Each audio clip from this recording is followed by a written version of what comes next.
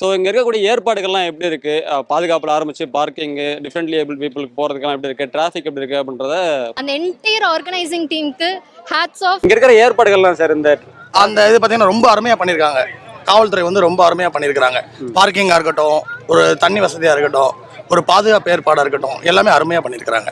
குறை சொல்கிற அளவுக்கு எதுவுமே இல்லை. இந்த ஏற்பாடுகள்லாம் எப்படி இருக்குது, இந்த பார்க்கிங்கு, ரெஸ்ட் ரூம்லாம் இங்கே பரவாயில்லைன்னா வசதியாக இருக்குது. கட்டத்துக்கு நிறையா இன்னைக்கு கடைக்காரங்களுக்குலாம் நல்ல வசதியாக இருக்கும். ஏன்னா இத்தனை பேர் அசம்பிளாக இருக்காங்க இந்த இடத்துல.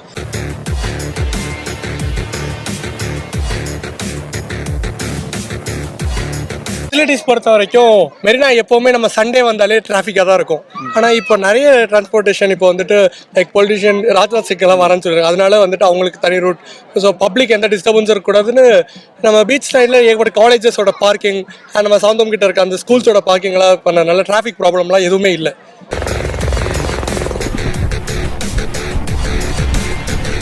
பெரிய பெரிய சல்யூட், வேற லெவல்ல இருந்துச்சு. இதே மாதிரி அடிக்கடி பண்ணுங்க. நாங்கள் எல்லாரும் வந்துட்டு ஆடியன்ஸாக இங்கேருந்து அப்படியே பார்க்கறதுக்கு. ஏன்னா நாங்கள் வரும்போது அங்கங்கே பிளாக் பண்ணாங்களே தவிர்த்து எல்லாருக்குமே வந்துட்டு அதுதான் நல்லா ஈஸியாக இருந்துச்சு. ஏன்னா நம்ம டிரான்ஸ்போர்ட் எல்லாரையுமே அலோவ் பண்ணியிருந்தா இங்கே எல்லாராலையுமே வந்துட்டு ஃப்ளெக்சிபிளாக இந்த ஷோவை வந்து ஃபுல்லாக கம்ப்ளீட்டாக பார்த்துருக்க முடியாது. ஸோ அங்கேயே எங்களை வந்துட்டு ஸ்டாப் பண்ணாங்க. பட் வே எல்லாமே வந்துட்டு அவ்வளோ அழகாக ஆர்கனைஸ் பண்ணியிருந்தாங்க.